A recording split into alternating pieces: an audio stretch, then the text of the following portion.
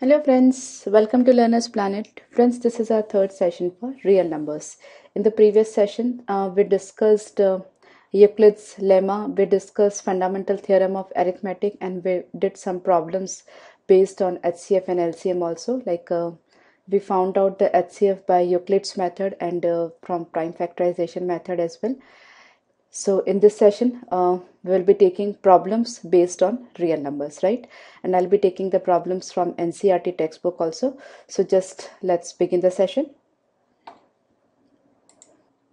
Now friends, let's take the first problem from NCERT textbook. Show that every positive even integer is of the form 2q and that every positive integer is of the odd integer is the form of 2q plus 1 where q is any integer, right? Now we have learned the Euclid's formula that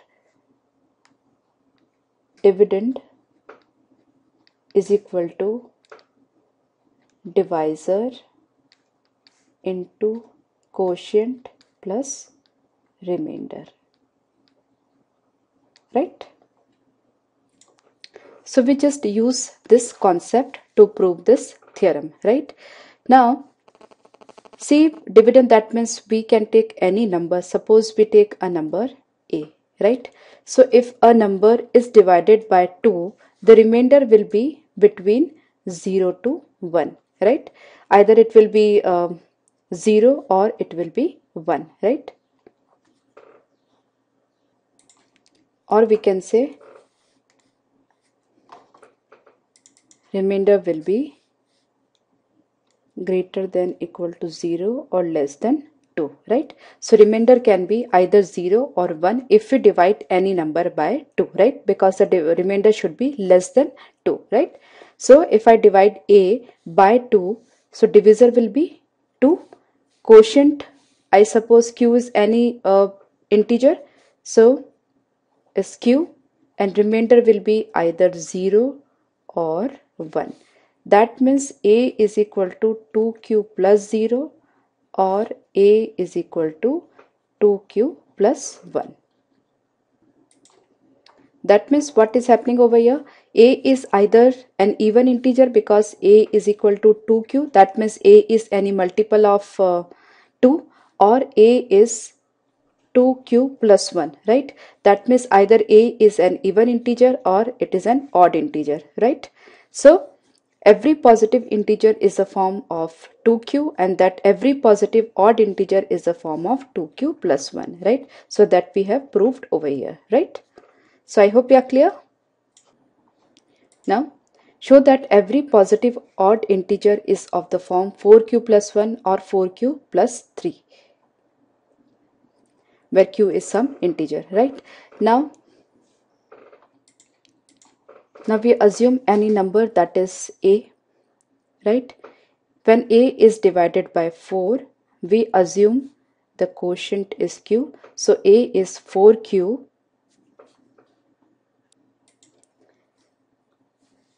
plus remainder will be between 0, 1, 2, 3, because if we divide any number by 4, the remainder will be either 0 or 1 or 2 or 3, right? So a is either 4q plus 0, a is either 4q plus 1, a is either or 4q plus 2, or a is 4q plus 3, right?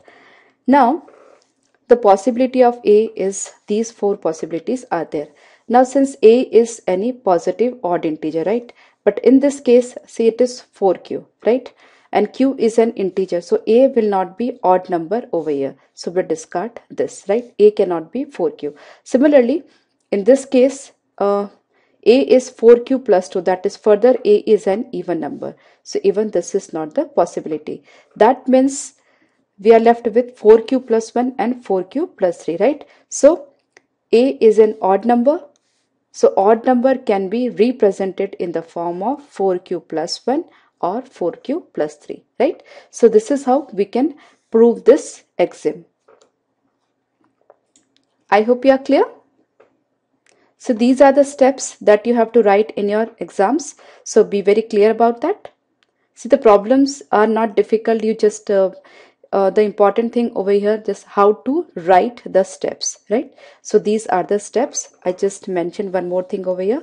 Remainder should be greater than equal to 0 and less than 4, right? If you divide any number by 4, the remainder will be between 0 to 4. That means it can be 0, 1, 2 or 3. 0, 1, 2 or 3, right? Now in this question we have to prove that the number 2, that is root 2, is irrational, right? Friends, we go by the contradiction. We assume that root 2 is a rational number, right? I assume root 2 is rational number. Now every rational number can be presented in p by q form, where p and q, both of them are integers and q is not equal to 0. That means I can write root 2 is maybe p by q, right? Now one more step. Since we write down root 2 as p by q, maybe there are any other factors, maybe say p and q is 3 and 6, right? So maybe there are any other common factors except 1. So what I do is I just take out the common factor of p and q, so reduce it to co-prime numbers, right? So root 2 is co-prime numbers, maybe a by b, right? Where a and b are co-prime to each other. A and B are co-prime to each other. Because we are discussing every possibility. See, root 2 is a rational number, that is correct, that is p by q. But if there is any common factor between the two, that means this is not the simplified form, right? So we eliminated the common factors of p and q. So to get the fraction as a by b, where a and b are co-prime to each other, that means none of the factors are common between a and b, right? That means root 2 is equal to a and b, right? Now a is equal to b root 2, or we can say a square is equal to 2b square, right? That means what? A square is equal to 2b square. That means a square is divisible by 2. Yeah.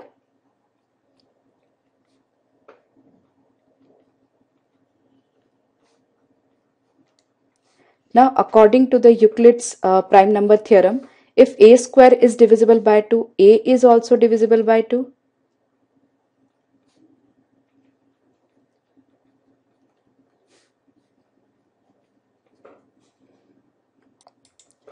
Now if a is divisible by 2, I assume to be a as a new number, maybe a is 2c, right?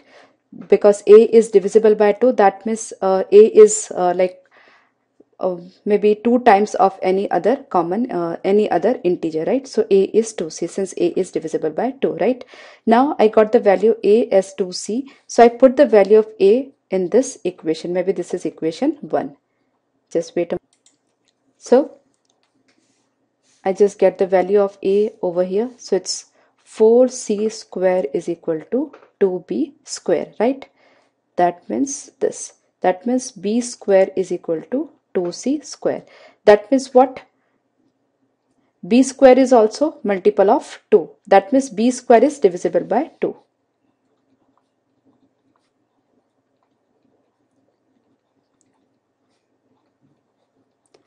Means b is also divisible by 2, right? According to Euclid's lemma. Now here we see a is divisible by 2, and here we see b is also divisible by 2, right? And over here we assume that a and b are co-prime to each other, right? So if a is divisible by 2, b is also divisible by 2, that means a and b are not co-prime to each other, right? So what we assumed, root 2 as a rational number, that was incorrect, right? So in fact root 2 is an irrational number, and these are the steps to be followed, right? Okay, first of all, we assume root 2 be a rational number, so we got root 2 as p by q, right? After that, we eliminated the common factor between p and q, so we got a new fraction, that is a by b. So a and b are co-prime to each other. Now a is equal to b root 2, we just did a cross multiplication, then squaring. So a square is equal to 2b square. So according to Euclid's lemma, if a square is divisible by 2, a will also be divisible by 2, right? Now if a is divisible by 2, we can assume a third integer, maybe c, right? So a will be equal to 2c because a is like multiple of 2, right? Now we put the value of a as 2c over here in this equation.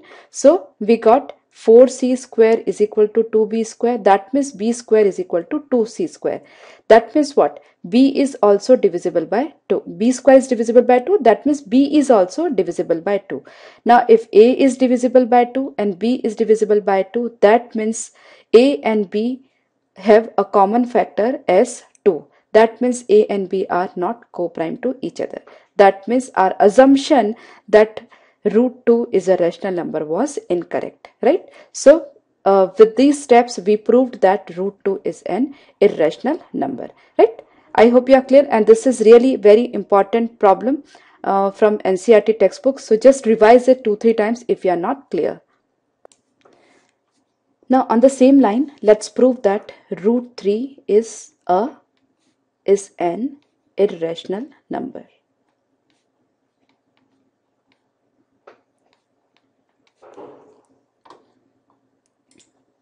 Friends, all the steps will be same, right?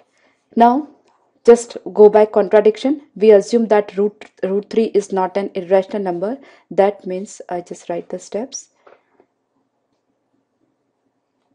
Assumption root 3 is not an irrational number. That means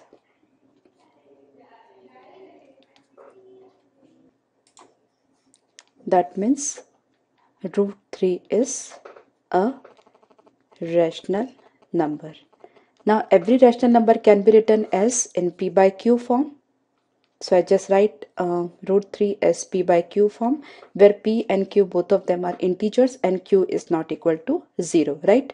So this is the first step. After that, suppose p and q have a common factor other than 1, right? So we eliminate that common factor and assume root 3 as a by b, right? Now we removed all the common factors and got root 3 is equal to a by b. That means a and b are now co-prime to each other.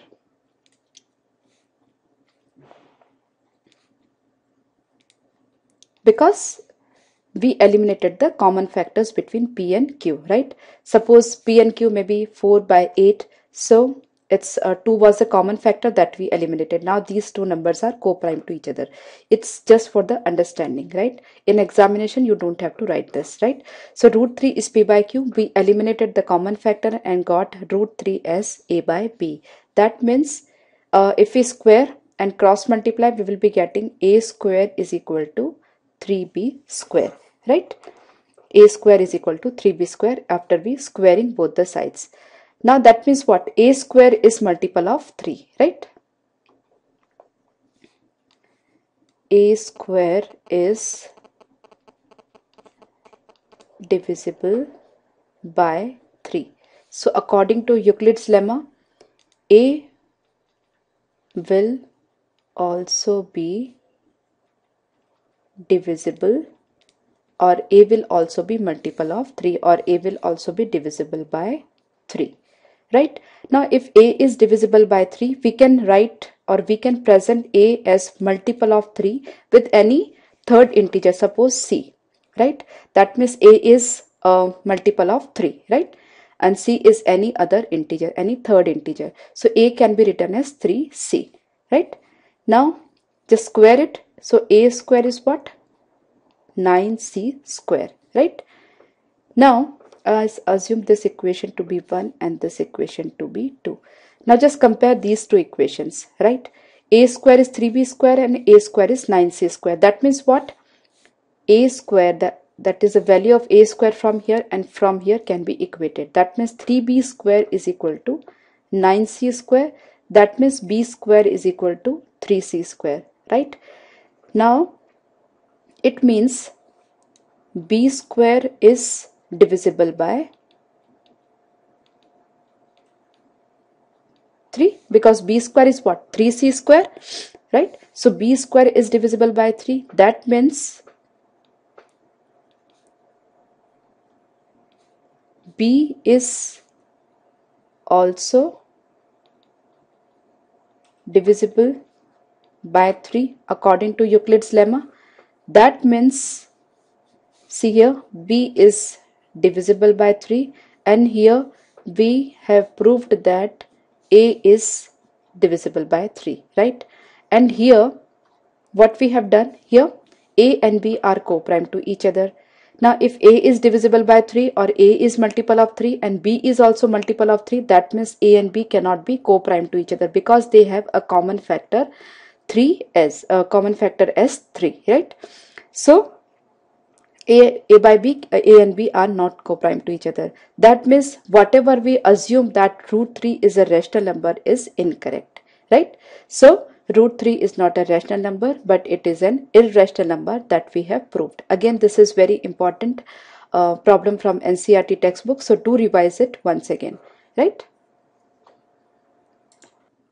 Now friends, next for from NCERT textbook is we have to prove that 5 minus root 3 is an irrational number, right? So the same way we'll go. First of all, we'll assume that 5 minus 3 is a rational number. Assume 5 minus root 3 is a rational number. Now every rational number can be written as in p by q form, where p and q both of them are integers and q is not equal to 0, right? Now what?